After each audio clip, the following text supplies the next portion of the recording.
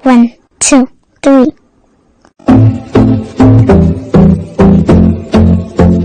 लगता है उसका रीजन ये है कि ओपन सर्जरी के अंदर बड़े कट लगता है, बड़ा इंसिजन लगता है और उसके अंदर किडनी को या कोई भी बॉडी के पार्ट को अप्रोच करने में पहुंचने में ज़्यादा टाइम लगता है। रोबोटिक के माध्यम से हम उसको अप्रोच को बहुत जल्दी बहुत फास्ट कर लेते हैं। लेकिन ये बात जरूर है कि हर ऑपरेशन जो है वो अलग टाइप का है। यूरिनरी ब्लैडर कैंसर का जो ऑपरेशन है उसका टाइमिंग 4 से 5 घंटे लगता है, जबकि किडनी कैंसर के ऑपरेशन यूजुअली 1.5 से 2 घंटे के अंदर हो जाते हैं।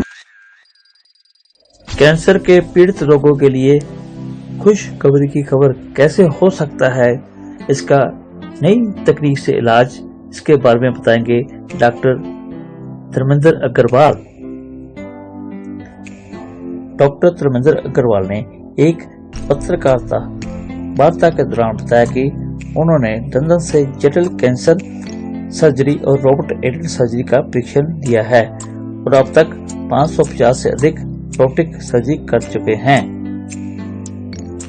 उन्होंने बताया कि फोर्टी हॉस्पिटल मोहाली के यूरो ऑन्कोलॉजी और रोबोटिक सर्जरी विभाग ने दुनिया के सबसे उन्नत चौथी पीढ़ी के रोबोट द BGXI के माध्यम से जटिल यूरोकोलॉजिकल कैंसर से पीड़ित कई रोगियों का सफलतापूर्वक इलाज किया है। पेश है 47 न्यूज मीडिया की विशेष रिपोर्ट। नई तकनीक से कैसे होगा कैंसर का इलाज, इसके बारे में बताएंगे आपको डॉक्टर धर्मेंद्र अग्रवाल।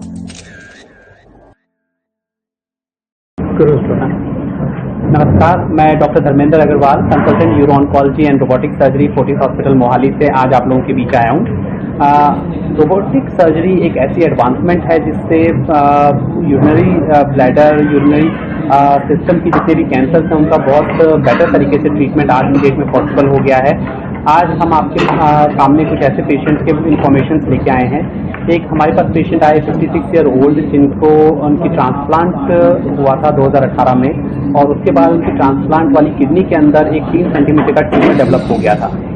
जब वो हमारे पास आए तो काफ़ी वरीड थे। हमने उनका पूरा इवैल्यूएशन किया और हमने उनका रोबोटिक सर्जरी से जो ट्रांसप्लांट किडनी थी उसके अंदर से सिर्फ और सिर्फ ट्यूमर जो है उसको रिमूव किया और हमने उनकी ट्रांसप्लांट किडनी जो थी उसको सेव कर लिया। हालांकि अगर यही ऑपरेशन हम ओपन टेक्निक से करते तो उनको किडनी लूज करने के चांसेस काफ़ी ज़्यादा थे, इसलिए रोबोटिक सर्जरी का माध्यम इसमें चूज किया गया।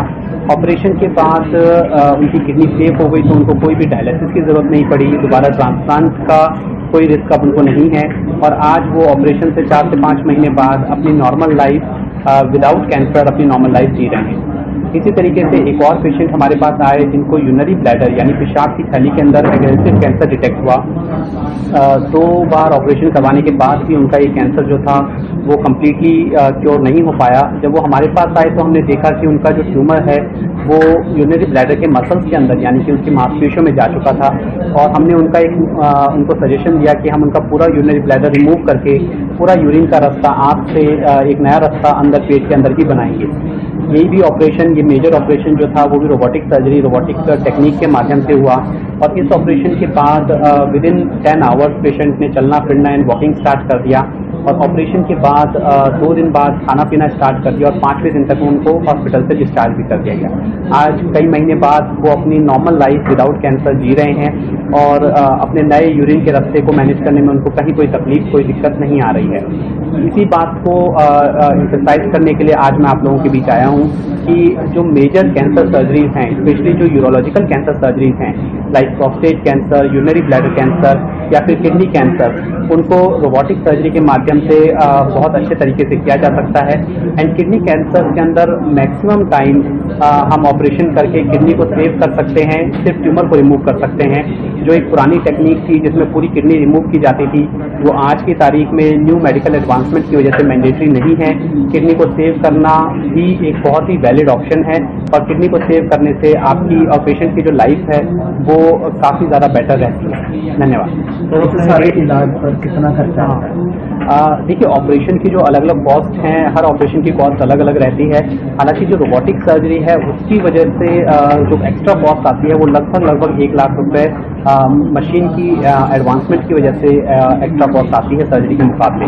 हालांकि जैसा मैंने मेंशन किया कि जो पेशेंट रोबोटिक सर्जरी करवाते हैं वो 6 से 7 दिन की बजाय 3-4 दिन के अंदर डिस्चार्ज हो जाते हैं, और इसी वजह से जो उनकी कॉस्ट है वो हॉस्पिटल स्टे और जो एक्स्ट्रा दवाइयाँ लगती हैं वो कॉस्ट जो है वो सेव हो जाती है। तो बहुत ज़्यादा डिफरेंस दोनों पेशेंट्स दोनों टेक्निक्स में ज़्यादा नहीं आता। हालांकि न्यू एडवांसमेंट है, न्यू टेक्निक है, तो इसलिए थोड़ा कॉस्ट उसमें एक्स्ट्रा जरूर आता है। क्या पेशेंट के साथ एक अटेंडेंट की भी वहाँ व्यवस्था है?